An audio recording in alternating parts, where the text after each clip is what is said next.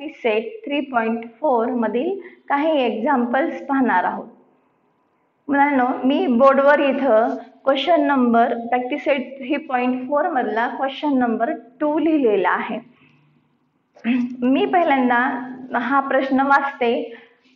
तुम्ही पण तो प्रश्न तुमच्या पुस्तकामध्ये वही उघडून तो प्रश्न वहीवर लिहायचा आहे आणि माझ्यासोबत तो शिकायचा आहे. तर क्वेश्चन नंबर 2 आहे, a man borrows ₹8,000 and agrees to repay with a total interest of ₹1,360. अर्थ काय याचा की एका व्यक्तीने 8,000 रुपीज घेतलेले आहेत.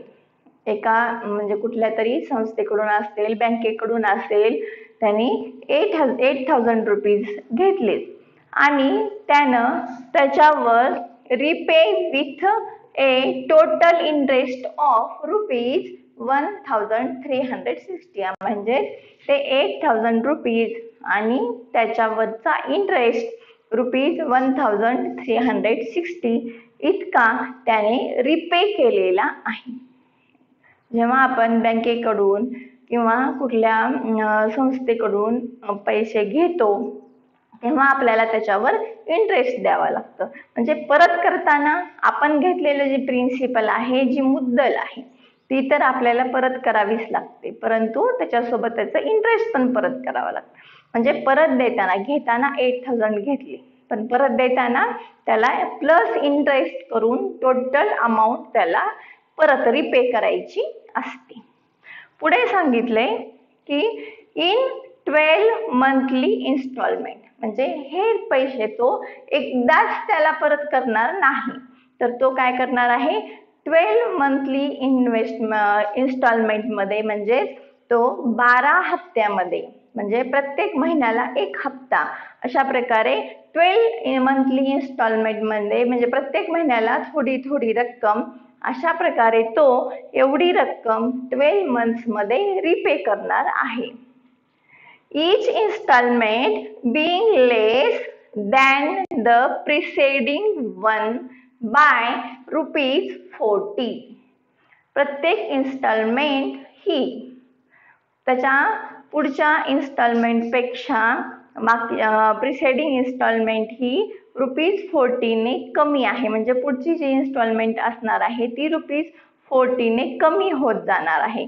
म्हणजे त्यानं पहिल्या महिन्यामध्ये 100 रुपये भरले असतील तर तो पुढच्या महिन्यात भरताना त्यातले 40 रुपये त्याचे कमी तो भरणार आहे. म्हणजे त्याचे हप्ते अशा प्रकारे आहेत की ते 40 रुपयांनी कमी होत गेलेले आहेत.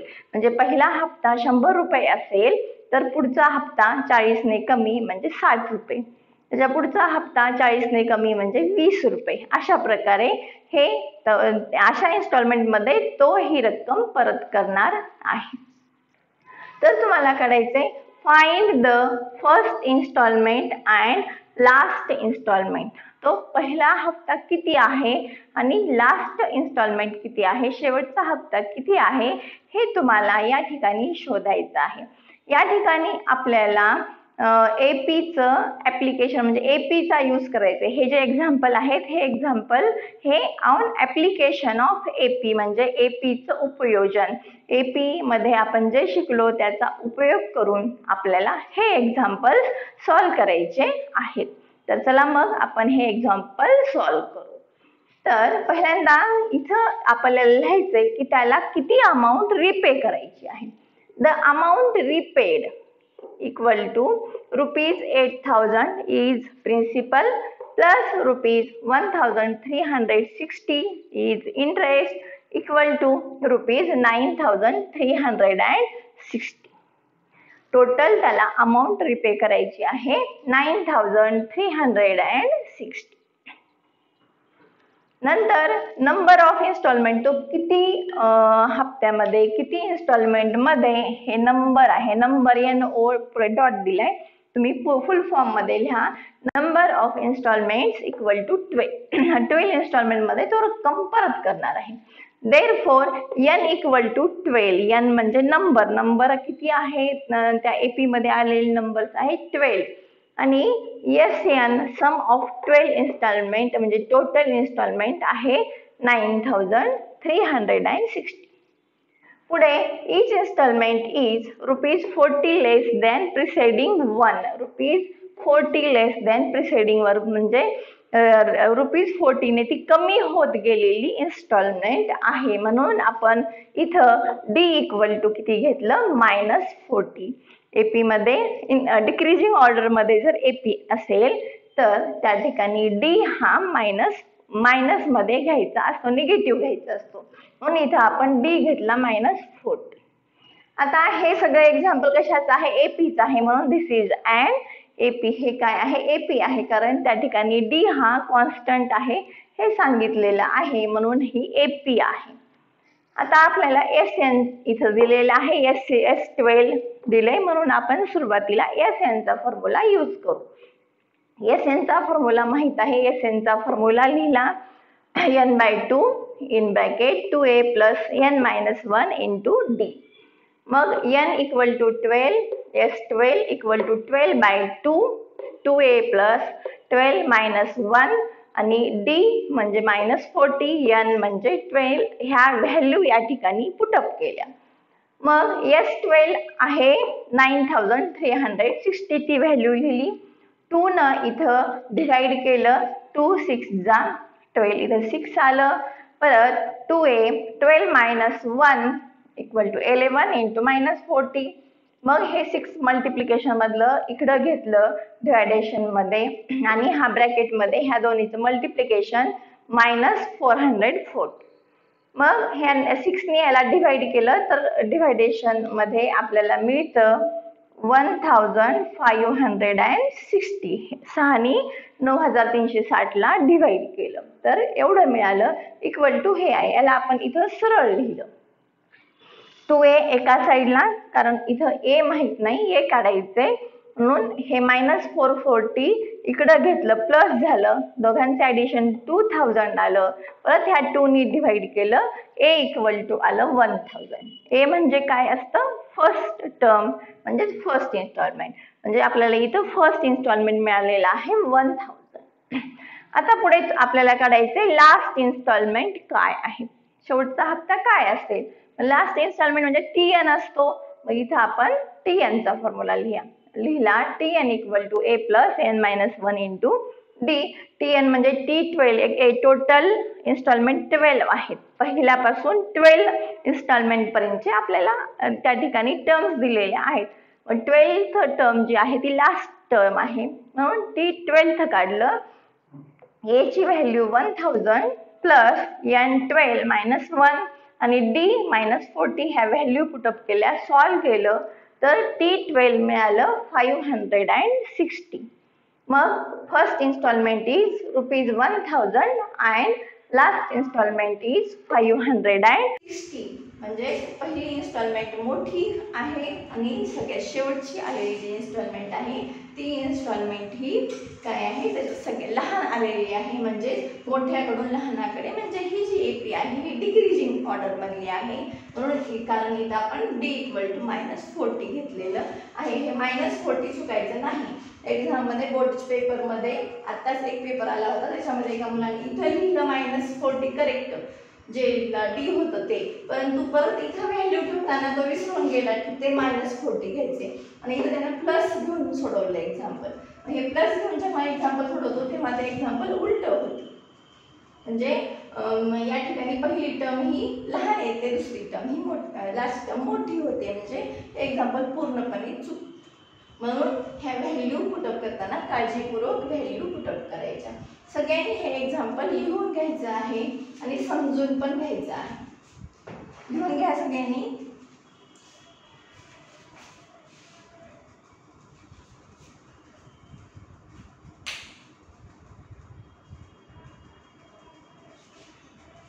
आता आपण प्रॉब्लेम सेट मधलं क्वेश्चन नंबर 10 बघणार आहोत. याच्यातले रिलेटेड एक्झाम्पल तुम्ही सोडवू शकता. अशाच टाईपचे एक्झाम्पल आहे. थोडंसं वाचा एकदा दोनदा एक्झाम्पल वाचून काळजीपूर्वक सोडवा. जर कुठलं नाही चाललं एक्झाम्पल ते ग्रुपवर विचारा.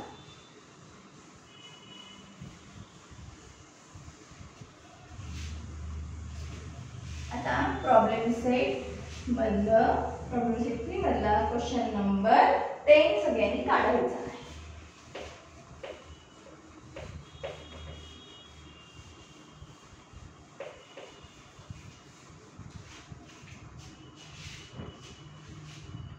क्वेश्चन नंबर 10 आहे.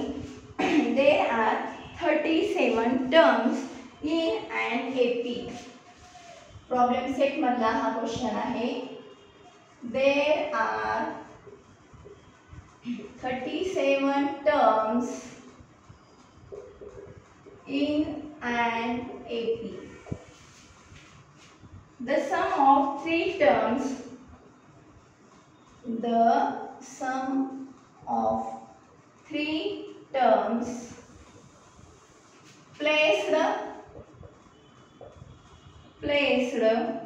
exactly in the middle is 225 and sum of last 3 terms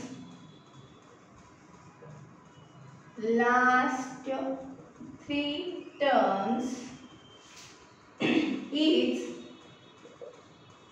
429. Find the AP. ती AP कुठली आहे? ती AP आपल्याला शोधायची आहे. AP मध्ये टर्म्स दिलेल्या आहेत 37 आणि पुढे सांगितलेलं आहे की सम ऑफ टर्म एक्झाम्पल मध्ये देर आर 37 टर्म्स हे सांगितलेलं आहे आणि the sum of 3 terms placed exactly in the middle is 225. म्हणजे 37 टर्म्स आहेत त्याच्यामध्ये एकदम मध्यभागी असणाऱ्या ज्या 3 टर्म्स आहेत त्यांचं सम आहे 225. म्हणजे बघा जर समजा टर्म अशा आहेत 1 2 3 4 5 6 7 8 9 तर एक्झॅक्टली मध्यभागी 3 येणाऱ्या टर्म्स कुठल्या असतील? इकडल्या 3 सोडल्या, इकडल्या 3 सोडल्या, ह्या टर्म्स ज्या आहेत ह्या एक्झॅक्टली मिडल मध्ये आलेल्या आहेत. बरोबर आहे. आता इथं टर्म्स आहेत 9. मग सगळ्यात मिडल मधली टर्म्स काढायची आहे तर ही कितव्या नंबरची आहे? 5व्या नंबरची आहे. मग ही 5th टर्म आहे मिडल मधली टर्म 5th टर्म आहे. हे काढण्यासाठी आपल्याला टोटल टर्म्स आहेत 9. n = आहे 9 टर्म्स आहेत. त्याच्यामध्ये आपण काय करतो n + 1/2 म्हणजे 9 + 1/2 म्हणजे 10/2 म्हणजे 5. 5th टर्म ही मिडल मध्ये असणारी एक्झॅक्ट मिडल मध्ये असलेली टर्म आहे ही 5th टर्म. मग आपल्याला 3 टर्म्स काढायचे तिच्या मिडल मध्ये आहेत तर तेव्हा आपल्याला काय करावं लागतं? ह्या 5च्या मागची एक टर्म आणि पुढची एक टर्म म्हणजे 5th टर्मच्या आधी येणारी 4th टर्म आणि पुढे येणारी 6th टर्म म्हणजे एक्झॅक्टली मिडल मध्ये कुठल्या टर्म्स आल्या? 4th टर्म 5th टर्म आणि 6th टर्म. असंच आपल्याला ह्या एक्झाम्पल मध्ये सेंटर मध्ये असलेल्या एक्झॅक्टली मिडल मध्ये असलेल्या 3 टर्म्स ज्या आहेत ह्या तिघांचं सम आपल्याला दिलेलं आहे आणि सम ऑफ लास्ट 3 टर्म्स पण सम दिलेला आहे.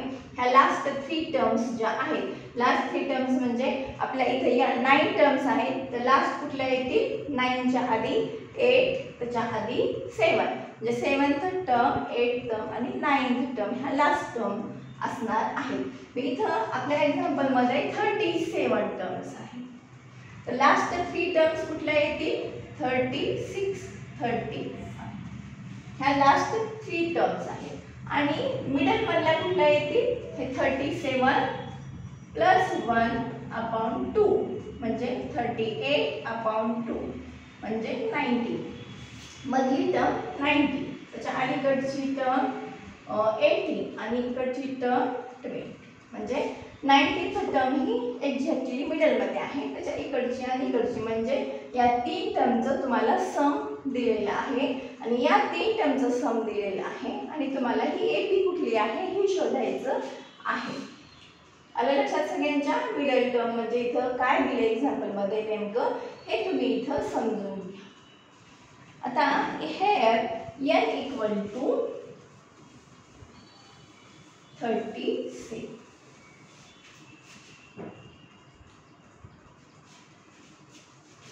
इथं काय दिले? Here n equal to 36.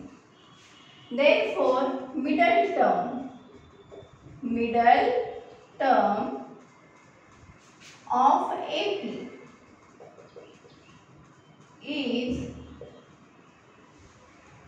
n plus 1 by 2 equal to n 37 plus 1 by 2 म्हणजे 38 by 2 equal to 9.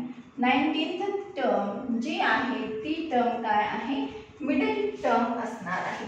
म्हणजे 37 टर्म त्या AP मध्ये असतील तर T19 हा मध्यभागी आला.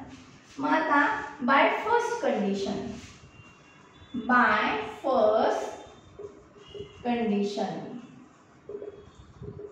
मी आता सांगितल्यासारखं 19th टर्म मधली झाली, त्याच्या अलीकडची टर्म 18th टर्म आणि 20 ह्या एक्झॅक्टली मिडल टर्म मध्ये मिडल टर्मचं सम दिलेलं आहे. म्हणून by first condition T18 plus T19 plus T20 equal to 225 हे दिलेलं आहे. आता तुम्हाला Tn चा फॉर्म्युला माहित आहे. जेव्हा आपण Tn चा फॉर्म्युला लिहितो a plus n minus 1 into T. मग इथं आपल्याला T18 काढायचे तर a plus 18 minus 1 into T म्हणजे a प्लस 17t. T18 आहे म्हणजे इथं a प्लस 18 पेक्षा 1 न कमी 17t येतं. मग इथं आपण ह्या व्हॅल्यू लिहू. पहिल्यांदा इथं फॉर्म्युला लिहू. We know Tn equal to a plus n minus 1 into d. Therefore T18 काय येईल मग? T18 a plus 17d. T19 काय होईल? a प्लस 19 पेक्षा 1 न कमी 18d प्लस आणि 20 काय होईल? a plus 19d equal to 225. आलं लक्षात? हे कसं लिहिलं? ह्या Tn च्या फॉर्म्युल्यावरून आपण ह्या टर्म्स लिहिलेल्या आहेत. आता जे a आहेत त्यांची बेरीज a plus a plus a plus a plus a 3a plus 17d plus 18d plus 18d 18 म्हणजे किती होईल सगळ्यांची बेरीज? 54d equal to 225. आता हा हे जे 3 आहे इक्वेशन मिळालेलं आहे त्या इक्वेशनला आपण 3 ने डिवाइड करू. ह्या सगळ्यांना 3 ने डिवाइड करू तर आपल्याला मिळेल a प्लस ह्याला 3 ने डिवाइड केलं तर 18d इक्वल टू याला 3 ने डिवाइड केलं 75. हे मिळालं इक्वेशन नंबर 1.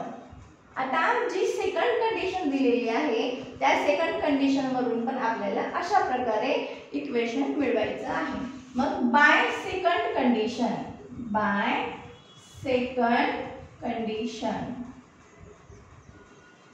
कंडिशन मध्ये last 3 terms some of last 3 terms म्हणजे 37 सगळ्यात लास्ट आहे, त्याच्या आधी 36, त्याच्या आधी 35 म्हणून T35 plus T36 plus T37 equal to 429 हे दिलेले आहे.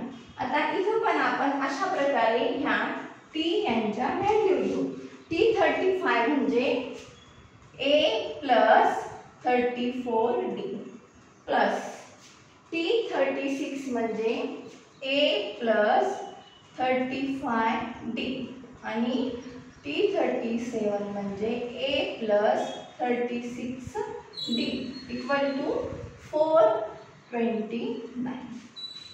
इथं परत ए असलेल्या टर्मचं सम करू. A प्लस 3A प्लस इथं 35 आणि हे पण 35 घेतलं तर ह्या तिघांची बेरीज 105D इक्वल टू 429. आता इथं परत ह्या सगळ्यांना 3 ने डिवाइड करू. तर A plus 35D equal to 3 1 जा 3, 3 4 जा 12, 3 3 जा 9. हे इक्वेशन नंबर 2 आपल्याला मिळालेलं. आता हे इक्वेशन 1 आणि इक्वेशन 2 आपण सॉल्व करून D ची व्हॅल्यू काढू. मग या इक्वेशन नंबर 2 मधून 1 सबट्रॅक्ट करू. Subtract equation 1 from 2. ये सेम आहे म्हणून सबट्रॅक्शन करू. पहिलं equation A plus 35D equal to 143. A plus 18D equal to 75. Minus minus minus हे प्लस ए मायनस ए कटलं. 35 मधून 18 गेले 70D इक्वल टू 8 6 इथं आलं 68. D इक्वल टू 68 अपॉन 70 म्हणजे D इक्वल टू मिळालेलं आहे 4. इथं तुम्हाला D ची व्हॅल्यू मिळाली 4. आता तुम्ही ही व्हॅल्यू इक्वेशन नंबर 1 मध्ये ठेवून A ची व्हॅल्यू काढा. Put D equal to 4 in equation 1. तर तुम्हाला मिळेल A प्लस 18 इंटू D ची value 4 equal to 75. A plus 18 into 4 72 equal to 75. Therefore A equal to 75 minus 72. A equal to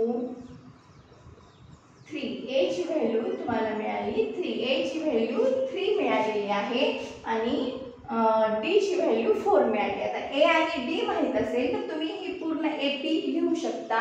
37 term तुम्हाला आहे ते सांगितलेलं आहे म्हणून मी AP लिहिते. मी इथलं थोडंसं हे पुसून टाकते. हे तुम्ही बघून लिहून घ्या. नंतर मी हे तुम्हाला पुसून त्या ठिकाणी AP कुठली आहे हे लिहून दाखवते. लिहिलं सगळ्यांनी. आता मी इथलं थोडं पुसते.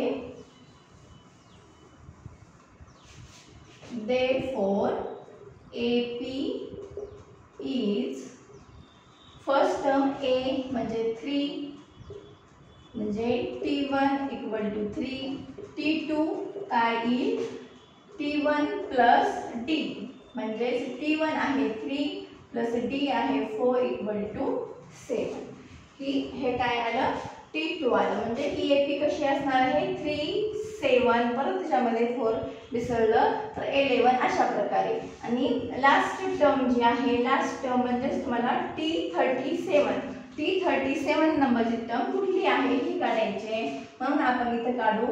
T37 इक्वल टू A आहे 3 प्लस 37 मायनस 1 इंटू D आहे 4. तर 3 plus 36 into 4 equal to 3 plus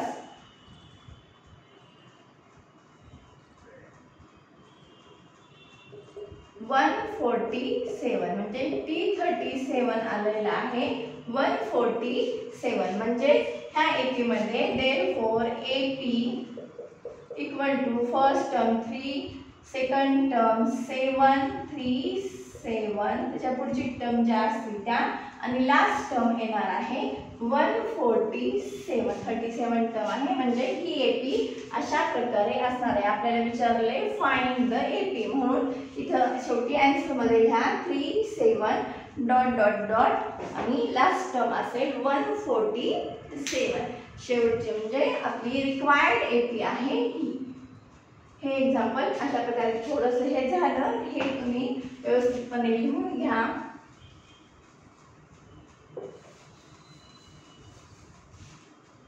आपल्याला इथं फर्स्ट टर्म, सेकंड टर्म आणि 37 पण टर्म काढायचे आणि त्यावरून आपल्याला AP लिहायची आहे. हे लक्षात घ्या, आपल्याला AP अशा प्रकारे मिळालेली आहे. तर ह्या प्रॅक्टिस सेट 3.4 मधला राहिलेले जे एक्झाम्पल्स आहेत तेही तुम्ही घरी सोडवा आणि ह्या प्रॉब्लेम सेटमधले पण एक्झाम्पल्स घरी सोडवा. त्यातले जे अवघड असलेले एक्झाम्पल आहेत ते तुम्ही विचारा आणि त्याच्यामध्ये कुठली अडचण आली तर ते तुम्ही समजून घ्या. धन्यवाद. या पुढचा भाग आपण पुढच्या तासामध्ये बघू.